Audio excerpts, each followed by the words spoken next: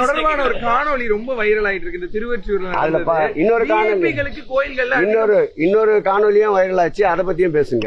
எல்லாருக்கும் தீப தரிசனம் காட்டினா இல்ல செய்கைகள் எப்பொழுதுமே எப்படி வேண்டுமானாலும் திரித்து கூறப்படலாம்.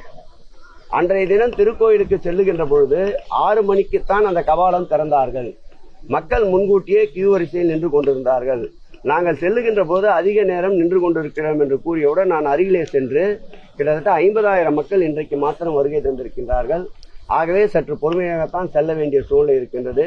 உங்களுக்கு வேறு ஏதாவது வகையில் உதவி தேவைப்பட்டால் தண்ணீர் அல்லது வேறு ஏதாவது அதாவது இயற்கை உபாதைகள் கழிப்பதற்கு வேறு ஏதாவது மருத்துவத்துக்கு தேவைப்பட்டால் அல்லது பசி போன்ற மயக்கங்கள் இருந்தால் சொல்லுங்கள், அதற்கு உதவி செய்கிறோம். முடியவில்லை என்றால் வாருங்கள், நான் கூட உடன் அழைத்து செல்கிறேன் என்றுதான் கூறினேன்.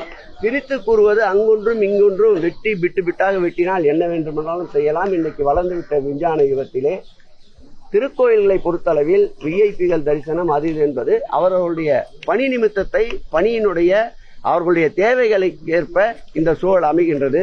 இதை முழுமையாக ஊடகங்கள் தான் நெகட்டிவாக வந்த விஷயத்தை பற்றி பேசுகின்ற போது பாசிட்டிவ் விஷயங்களையும் எடுத்துக்கொள்ள வேண்டும் என்று அன்போடு கேட்டுக்கொள்கிறேன்.